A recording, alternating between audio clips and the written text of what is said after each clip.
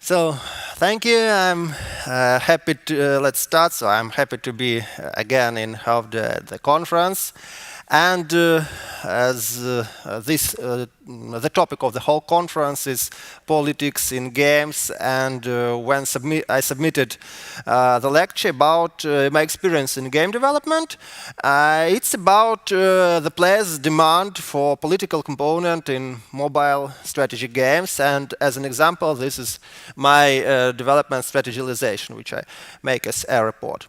So just a few words about myself. So I make indie games as a report, and I work at Enhance. It's a technology provider for mobile developers for quick SDK tools integration. And also I coordinate global game jam in Eastern Europe, particularly in Ukraine. So a bit story about my experience as a gamer.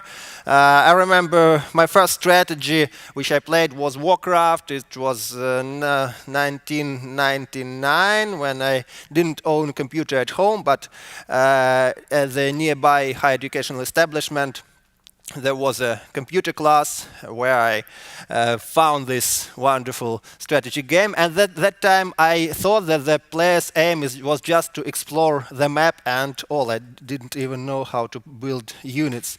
Afterwards, I got into the strategy on my personal computer, and after that, the era of Cossacks came. The big RTS where you can launch advance of thousands of units mounted and infantry and artillery. So then obviously StarCraft, I think like for everyone, we played Brood War, and I still play Brood War in network with my friends. So they are all RTS, real-time strategies, where the focus is on building armies, send army to opponent, and crush the opponent. As for the 4X strategy, the first proper 4X strategy for me was Civilization 3. And so what means 4X? It's like 4X: explore, expand, exploit, and exterminate. So the player in 4X strategy has to solve all these tasks sometimes they're also called global strategies, so Civilization is great representative of that genre. Civilization brought me to the world of internet gaming, and we didn't play online at that time in 2003, 2004, but we played over email. So I made a move, sent email to my next player, to my rival, then he made a move, sent to next player, and we played one game for 2 years. And it was not just making moves, but we also had a forum for Civilization. This forum still exists.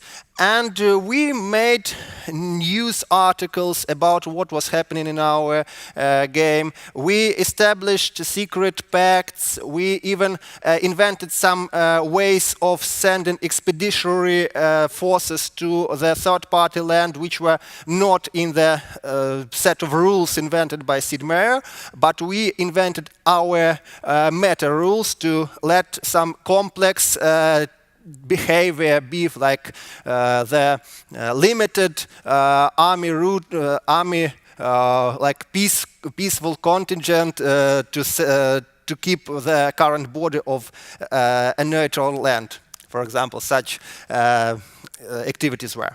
So what I liked at first is Civilization. It has a very vast built-in way for diplomacy, to interact with artificial intelligence leaders. We can get mutual protection pact, we can get right of passage, military alliance, even trade embargoes, although I never use this part of diplomacy. And so we can cheat them, or they will cheat us back, so they act quite naturally, the artificial intelligence civilization. And one great point of Civilization, which I really liked, is that you could capture the enemy cities without war. not even capture your friends' cities without war. So like this, sometimes if your culture is well advanced, if you have cities with libraries, with temples, with universities around the cities of your rivals, sometimes the citizens might revolt and join your nation. And it's you to decide, should you accept their revolt or should you keep them as they are. So, and you can peacefully expand your borders using the analog of soft power. So soft power which is used to expand your influence peacefully. So after Civilization, the era for me is again the era for Total War came. Also here, what is notable here, that instead of ruling a country as a supreme entity, we rule a country as a faction, as a family of people who can take administrative or military posts in the country. So, and obviously heroes as another great example of forex strategy. And my maybe biggest game which I spent the most hours is Victoria. I started playing it in 2006, and I can just tell you a fun story. I knew that and I'm really happy to be in Sweden, as it's Paradox, a Swedish company. And I knew that it was a really complex game with many components. Besides military economics, there is a financial component, politics, diplomacy, population layers. So it is a really complex game. So for my first game, I decided to play as Switzerland. So I knew that Switzerland, after 1815, stayed in the same borders, so I thought that I would stay in Europe in the same borders and spectate how other computers would wage wars, make peace, and eventually I will learn the game. But then I was playing, looking what's what, and then the year 1848 came, and I got civil war in Switzerland. So I never knew that Switzerland had civil war and that it was on the edge of the war with Austria and France. So I crossed that edge. I had interest in military campaign, playing as Switzerland. So this gives a good lesson for strategies, for forex strategies, that they really should teach players' history and some interactions which lead to this or that historical events. So, but speaking about my first game, that was first computer game, and here is what the first ever strategy I made for myself. I scanned it from my paper list of my paper. It was the time when we at school studied the history of ancient Rome, then Middle Ages. So we remember all these maps with arrows of attacks, with uprisings, with some unions, then crusades. So what we learned in history class, I tried to recreate in imaginary world. So, as you see, I was not creative enough to name the countries. I used Latin letters to name, so country X, country Omega, country A. But there were such events as wars, expeditions, uprisings, fight between government and uprisings, alliances, colonization. So all this was in this game. So it was like year number 7, as I see it.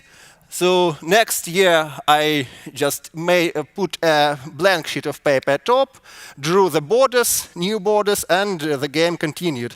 I made about like 50 moves within 5 or 6 school years while we were studying history. So, and this idea to recreate this game once brought me to game development. And after having released about 30 smaller games, I thought that it's a good idea to build a strategy which would resemble the strategy I was inventing in my school years. And like first question, who would play the game? And there is a taxonomy of players, which is made by Bertel taxonomy of Matthew Bertel, and you can follow that link and run a quick test and define who are you in games. And they typically define 4 types of players. So one type is killer. They are very rare, but why they are playing? To be the best of the best, to beat all the other players. There is also achiever group. So they want to unlock any achievement, complete all the levels with 3 stars, replay the game a lot to get all the medals, we can say. There is a group called Explorer. Well, maybe I'm more of that group, so they want to open all the uncovered game worlds, all the hidden game items, and so on. And a group called Socializer. So right now this is the biggest group because really players can socialize via games, exchange their screenshots for at least, but they can send resources to each other, create clans and communities. There is additional layer of this taxonomy, adding explicit and implicit direction. So like in third dimension, we can divide each of these categories into 2 as well. Like killer can be political is explicit or griefer implicit, and so on. So achiever is divided into planner and opportunist, explorer is divided into scientist and hacker, and socializer is into networker and friend. But my theory is that we should add a 5th type. Let's call him beholder. On 9th, if we take 8 bases, type of player, beholder. So this is the picture from Beholder Bob from one of my favorite web comics, yet another fantasy game comic. So these players are focused into spectating what's going on in the game. So they like to do something and then spectate the results of their actions or how the world just lives. The proofs that this group does exist are as following. First, Twitch. Well, many people like to watch how others playing without actively participating. So now we have the situation like with sports. Some people go in for sports, some spectate like football matches. Also, the growth of idle games, the games which play by itself, prove that many players like the games which would play by themselves. So with minimal input, they would see how the game evolves. A fun story from gaming folklore was about a player of FIFA 18 who, instead of playing versus computer, he selected 2 computer teams, football teams, and selected all the football celebrities and launched a game, opened a beer with nuts and started spectating the game as if he's spectating the regular computer match. So, and this story was highly upvoted in the gamers forum, so also this beholder's attitude is applicable to football as well. And also, maybe you noticed such animated maps on YouTube with millions of views, like Roman Empire day by day or Second World War day by day. So, and this really does prove that people also interested in spectating historical processes in emotion, just spectating. So we are making the games for beholders. Primary, and this is what really beholders get in Civilization. Particularly Civilization 3, I really like it because it has very beautiful after-game movie, like how our country, how our rivals' countries grew. So something like this I wanted to make. So the game which would wouldn't require the player to complete the game to watch this movie, but the game which would look like this movie. And thus, we should make various design decisions. First is that the layer of control should be the highest as possible. Like as if we are looking through the set of historical maps, like year by year, and well, we don't see each unit of army on these maps, but we should somehow control the general direction of the world's, of the other countries' growth, and then we should see the results of our actions. And so the same applies to other aspects of the country's life. Like we should make the higher level decisions, maybe plan the general direction of expansion, or plan the general direction of our ideas of our population, and then see how they are performed. So let's look what's going on mobile now. So first, like I said in the teaser, the head with open mouth was a trend for mobile strategy, but that what was is called strategy now is just a selection of solution of one strategy task, how to separate resources, how to divide them by two attack direction, and that is all. So there are other types of games called strategies. They're tower defense games. So they also we have some tasks to plan resources, distribute resources along defense points, and okay, some part of strategy exists there. Also, builders like garden keeper games are also called strategies. But let's look pure, proper mobile strategies. Well, first I want to put your attention to my favorite mobile game ever. It's a war game, not for X strategy. It's called Masked Smoke. It was highly underrated and not visible to many players, but I think it's the best. And here is why. It is a war game without random. So it is a game about a very short historical period, about French and Dutch wars. There are various types of units, pikemen, musketmen, artillery, cavalry, also various subtypes of them. And you, on your move, you know exactly how many casualties will you inflict to the enemy, and you can deduct what possible moves can the enemy counterattack, and how many people will you lose. So it's really a war game chess with a wide sphere of for tactics and military and operational strategy. And if you are in this type of players, I suggest you to check this. But let's look about pure strategy. So maybe someone recognizes the games on these slides. Yeah.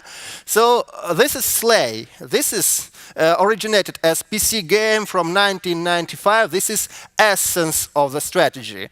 You have 4 types of units, 2 types of buildings, and trees, and that is all. But it is a wide variety of their combinations. Your task is to plan your expansion, to choke the enemy, to let them to cut off their supply lines, and eventually color the map into your color. And on the left, this is a free Slay called Anti-Yoi. This is the game released by a Russian developer for free without ads and with gameplay modifications, like they added distance, maximum movement distance, also 2 more types of buildings, and it was gladly received by the community. Next great 4X mobile strategy is Polytopia, and I was really happy to meet personally Midjuan, the developer of Polytopia, 2 days ago at Big Indie Pitch. So thank you for such a possibility, Sofia. So that is really, it is called Mobile Civ. What I like in this game is that the approach to the resources was simplified. There is only one resource, like stars, and you can spend these stars on technology, on army, on exploration, on everything. And these stars are generated by different sources. And but the overall gameplay is the same. You select build units, build cities, and it also suffers like Civilization, and in the end game it suffers multiple units disease when you have to move every unit every turn, and just distracts you from really strategical questions. So, and if you check the players' reviews to this game, to Anti-Yo as well, the players, the top-rated reviews are at diplomacy.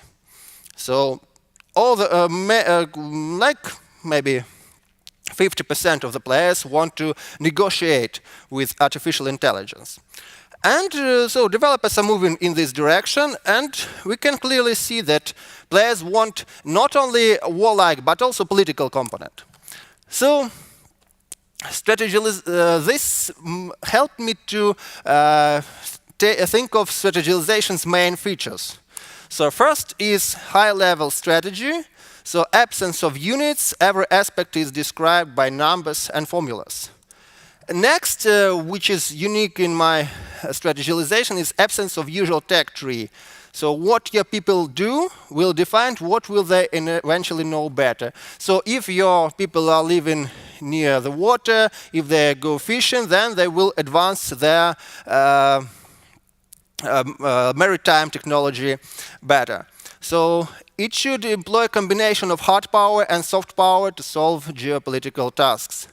So not pure sword, but feather and sword work better than just a sword.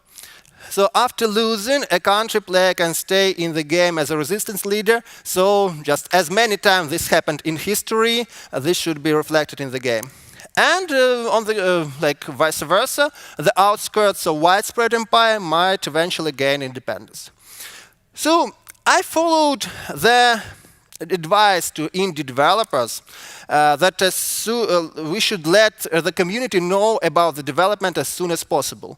So I wrote a post on the very early stage of development when I had only concept and graphics, basic graphics. I went to Peekaboo, it's a Russian language Reddit, we can call it. So in the game developers section, and I described my ideas, and I was happy to get the post with plus 1,300 votes, so there was like 1,500 upvotes, 200 downvotes, something like this. And I continued posting about the game, and also the updates were highly voted. So it's good to formulate the innovations in the game, but we should pick the model of the gameplay. And for the model, we should look no more than, let's look at the origins of the word politics, which was from Greek's politica, affairs of cities. And let's look at the thoughts of Greek philosopher Plato, who made works about state and republic, like common affairs. So according to Plato, in the ideal state, in the idea of state, there are the following layers of population. So the top is the governing layer. They are rulers or philosopher kings. So they are intelligent, rational, self-controlled, and they're in love with wisdom, well-suited to make decisions for the community. So they also correspond the reason part of the soul in the Platonic view, and there are very few of them. Next level, which is substitute to them, is protective, so warriors or guardians. So there's adventurous, strong and brave in the armed forces, so they correspond to the spirit part of the soul. And the bottom layer of the community of the country, according to Plato, is productive workers. So they are laborers, carpenters, plumbers, masons, merchants, farmers, ranchers, everyone else. So everyone else who is not in the armed forces. So they correspond to appetite part of the soul. So, and, well, really, I remember when we learned about Plato at first at the high school. At the time I was playing Cossacks and other strategies, and this is the model of any RTS or TBS. We have workers, we have military units, and we are philosopher kings who control all of this. So how to adapt this model to my game? When you usually make a game, you start with a design document, and I decided to start my design document as a wiki page at once. So making a wiki page helped me to structure my thoughts and to provide the play guide for future players. So I created Strategilization wiki, put the articles there, and so the main concept of my game is labor, and I must say that at that time I didn't know about Polytopia with a single resource, so just these thoughts converged in one direction, so there should be only one basic resource. And this resource is converted into other resources: sentry, military power, construction, all the rest, by our people, by our middle class. So I moved carpenters and builders from and others from the lower part of Plato's model to the middle part. So lower part is those who produce raw labor, and next layer is those who convert labor into specialized activities. And these activities are spread along the cells to complete projects. And also labor is spent to upkeep buildings which produce inner and outer influence. So this inner and outer influence, they correspond to the upper level, to the elite of the country, who can influence the ideas inside and outside the country. So the basic idea is that we generate labor and then we spend it to explore, expand, exploit, or exterminate our neighbors. How to balance this model? So for balancing, the feedback loops were considered. So what is a feedback loop? We have a system which has some input. This input is somehow converted into output, and the result of the output goes to the input and modifies like the next phase, the next iteration. This feedback can be positive and negative. Here is the example of positive feedback. If we spend resources, build cities, then we gain more resources from those cities, then we build even more cities. This leads to exponential growth, which is described by this formula, or sometimes by quadratic growth, because there are other components taken into account, like we should build a settler here, then the further we grow, the longer time it is for the settler to reach the borders to settle next to it. But still it is unlimited growth, which in reality happens very seldom, and more natural is negative feedback formula. Here we spend resources, we build cities, and then more cities require more resources to upkeep. And thus, on next iteration, we'll get less or the same number of resources. So we will stabilize at some level. And this is logistic growth. There are various formulas. Some have exponent in the denominator, some have arctangent formula, but this is the general shape of logistic growth. And how to grow unlimitedly using logistic growth? You should advance your technology to move this limitation up, and then at the beginning they look like exponential growth, and then it goes slower. So let's look deeper into the game and into influencing the citizens' ideas. So in this game, which I'm making, the city, the production of the city is controlled by ideas of the city's population.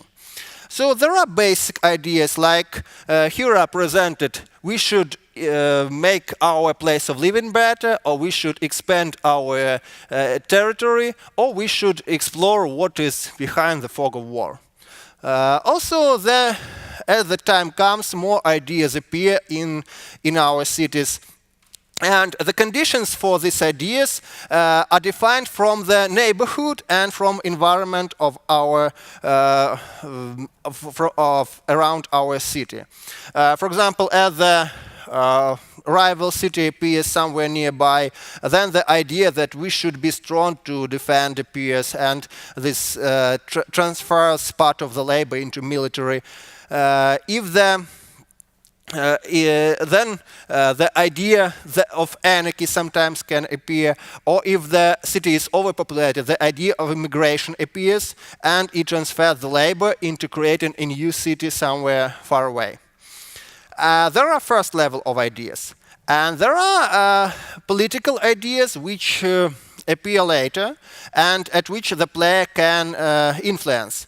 So these ideas dictate the relations between this city and the whole country and the other countries. So the citizens might seek for independence, or might seek for joining the other countries, like I showed in Civilization 3 happened, or they, on the contrary, they might seek for stability. So you as a player and other players could spend their influence points to upvote or downvote these ideas, and this adds a next level, additional level of gameplay. So we removed units, but we added a very interesting mechanics of highlighting or downlighting ideas which control the players, the citizens' moods. So, and again, according to Plato, there are principles that motivate citizen behavior. He separated the political structure into three parts, three different political structures. So there are democratic republics and aristocratic republics. So the spring for population, for citizens, is the love of virtue. So the willingness to put the interests of the community ahead of private interests. If they live in monarchies, so the spring is the love of honor, the desire to attain greater rank and privilege. And for despotisms, the spring is the fear of the ruler. So Plato was the teacher of Aristotle, and Aristotle went even deeper with structuring the political system. And he divided constitutions into two groups: true constitutions, which aim for common good, and perverted constitutions, which aim for well-being of a part of the city, or one person or a small group.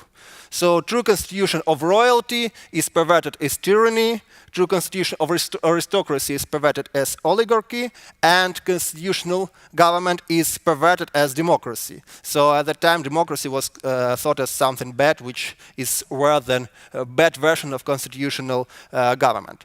So, and this system, if you compare it to what we have even in more advanced games like Civilization 6, this system is much interesting, because right now in strategies we just have monarchy or democracy or republic. They just have different modifiers on our income, on our spending, and that is all. But integrating the constitutions by Aristotle gives a great leverage to influence the ideas of the players. And also we can look at the connections between countries. So, for example, right now 15 countries have one ruler, one monarch, as we can see. Canada, Australia, New Zealand, together with United Kingdom, together with 12 other countries, have one queen. So, which is like subtle union, which they always shown as different colors on the map, but they still work as a single power. So this mechanics also should be using the strings to be attached to different countries. So I can show you the beginning of the game of strategilization. It was the GIF was made using old graphics. So here are the player who's making upper level decisions, and the citizens who invest their labor to fulfill these decisions. So right here we see the city, which was created as a colony, but then it gained full independence because the metropolis did not invest many points into staying it loyal, so it changed its border. So there are also projects of land enhancement, territory expansion, and so as you see here, you just don't need to build new units and send them and keep all this in mind. So actually, this reminds me of an idle game. And I have registered two domains, strategilization.com and civilization.com. So I haven't yet decided how my game will be called during the release, but somehow it will. But I want to give you an interesting historical example that maybe not all the historical events, historical connections should be shown in the game. Perhaps we should even, so it sounds like a joke, but really here's how the elections of Doge of Venice looks like. So Venice was power, one of the greatest power of Middle Ages and Renaissance, naval power, and its supreme leader was a Doge. And sometimes such situations happen, so we need a new Doge. So okay, let's gather a great council.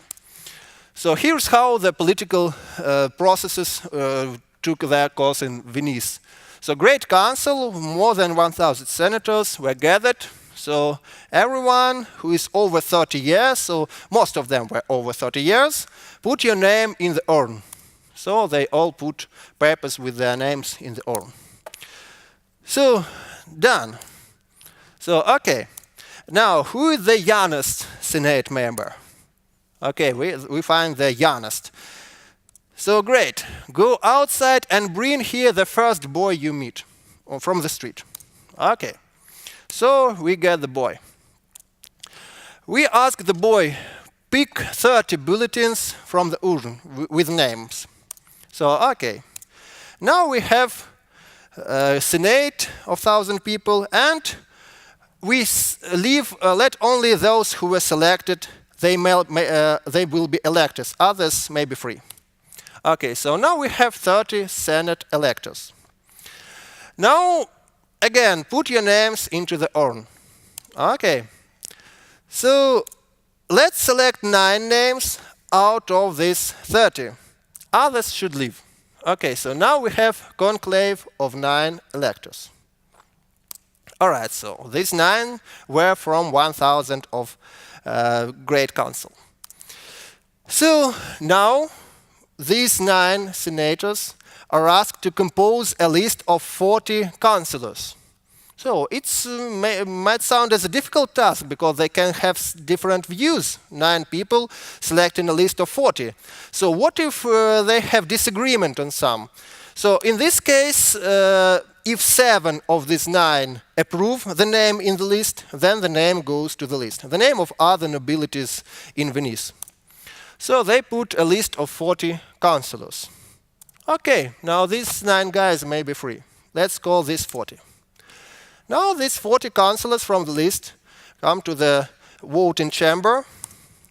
So we are here to elect the Doge. Well, in a way, just put your names into the urn. Okay. So now let's pick 12 random names. The others may go home. Okay, now we get 12 out of this 40 from that list which were created by those 9. So now let's make a list of 25 games. of 25 names, sorry. Each name must be supported by at least 9 of you. So 9 of 12 must agree with each of the 25 names in this list.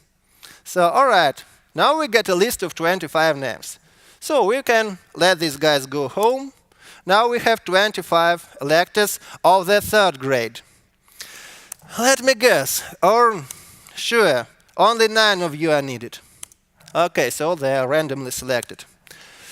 So next stage, we'll know how many names this time.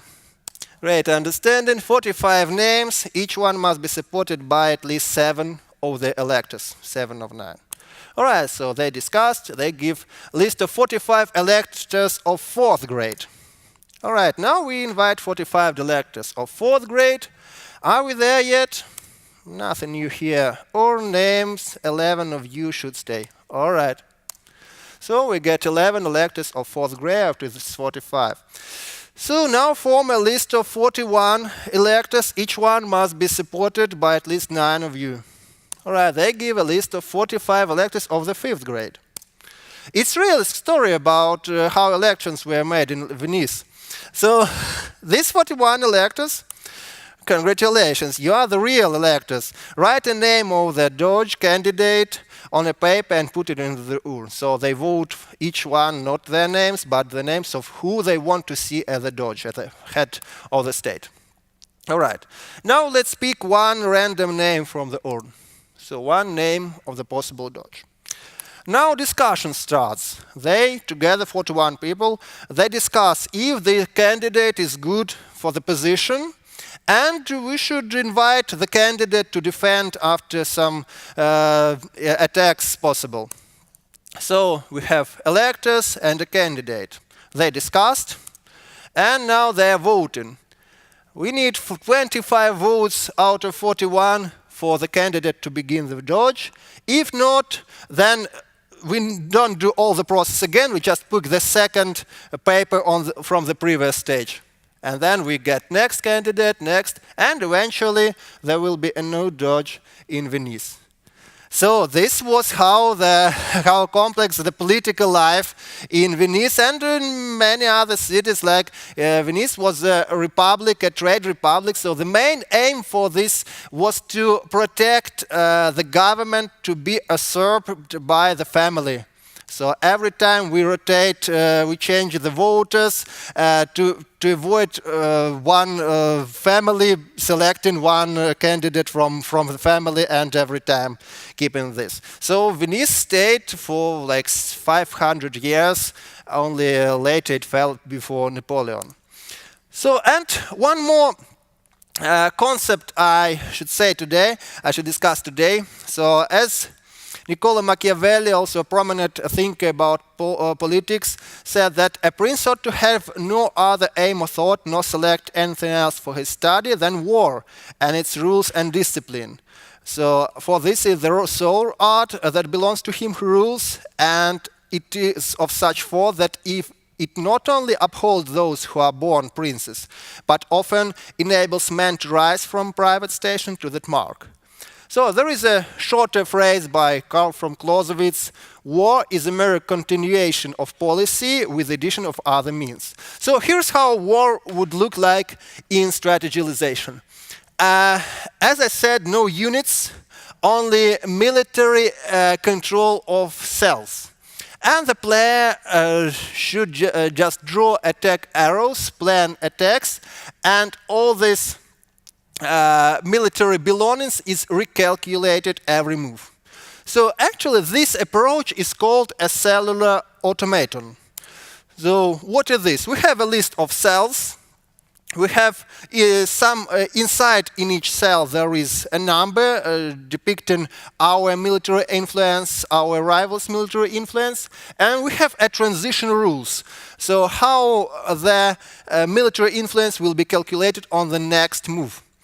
And to simulate such concepts as defense, attack, retreat, there are various connections between the cells, various neighboring states.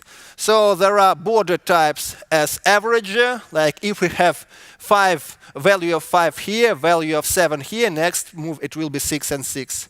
We have semi-valve, like it moves from this to this, but doesn't move extra power from this to this.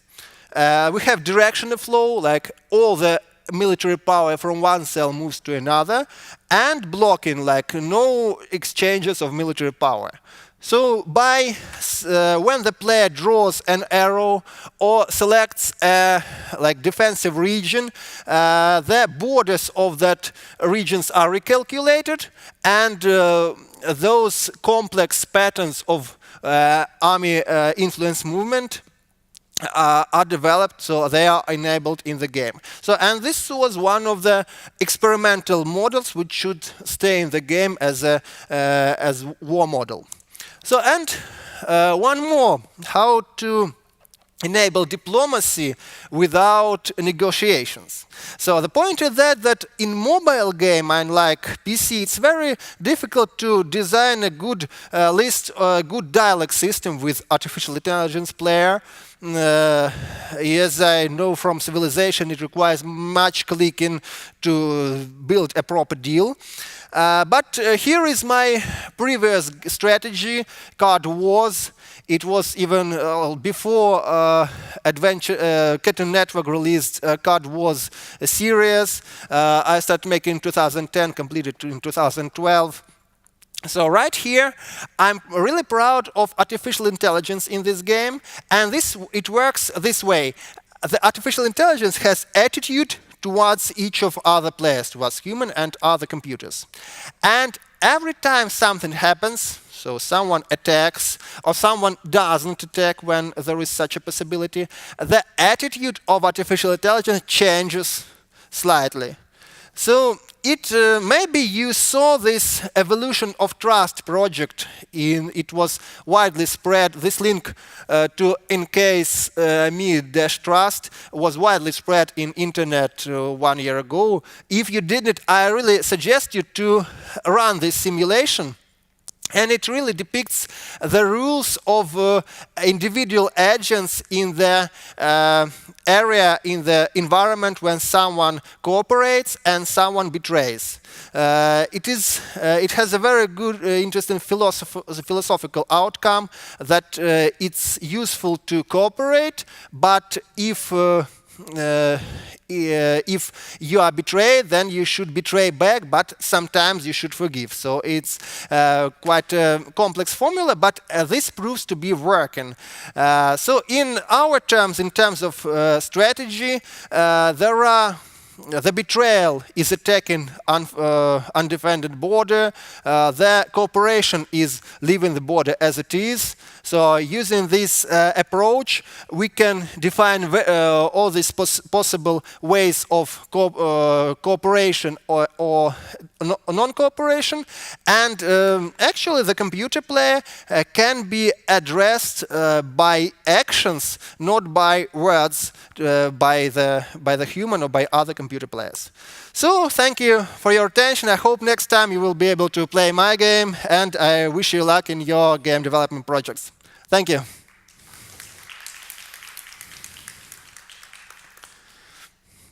If you have any questions, or yes, please. I may have another question later, but can you go back to the slide before? It's really interesting. Yes. This one or previous? Yeah, very interesting. This one thing. Yes. So this is the possible behavior models in the game where in the meta game of betrayal and collaboration. So we can always collaborate, or we can always betray, or we can play as copycat is to collaborate or answer betrayal to a betrayal. And but the most lively example is called copy kitten. So we should collaborate, betray in the answer of betrayal, but we should forgive with some probability. And if all these players, like 10 of each type of behavior, are put on the server and they betray or collaborate, so these two types, copycat and copykitten, only survive by the amount they gain. So yes, and this is very useful link. If you didn't have seen this, I strongly recommend.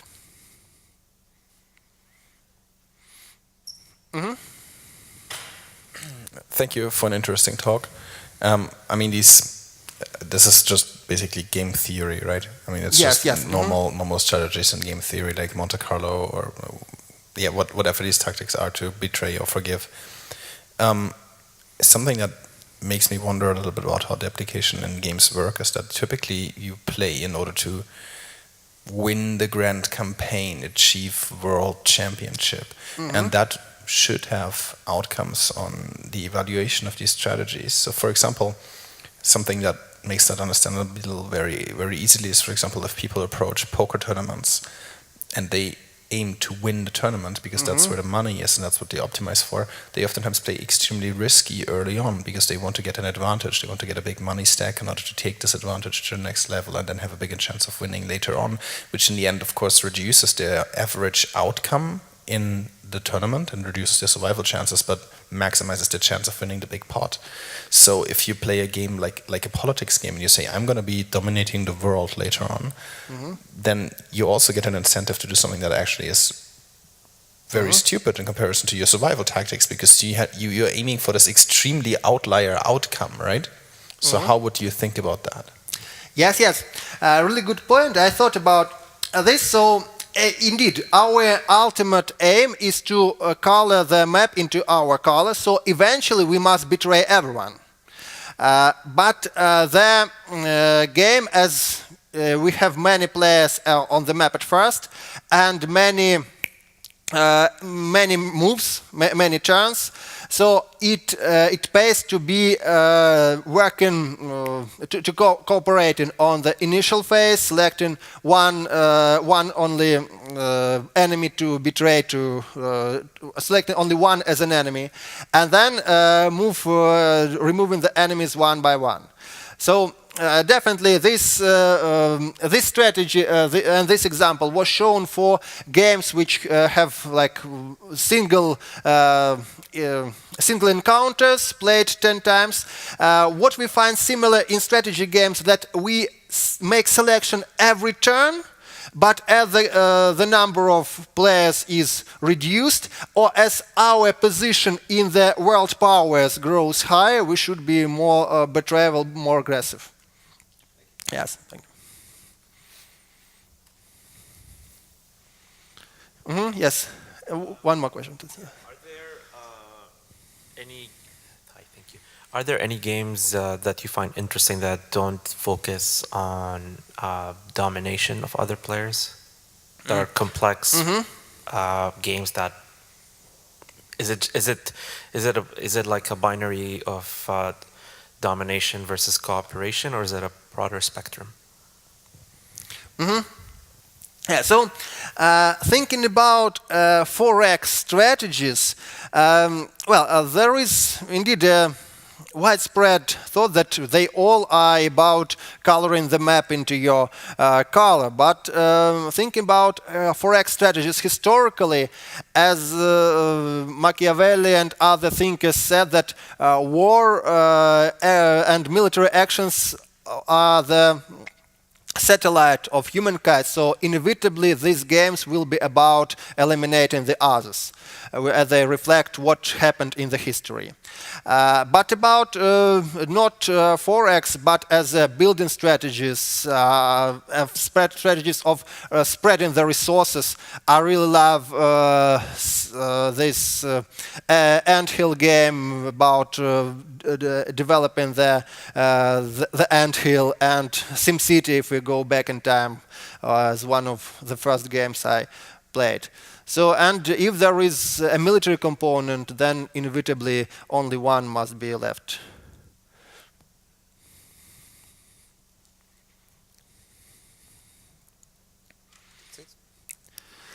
Yeah, so thank you very much. I'm at the show if you'd like to meet and speak later. Thank you.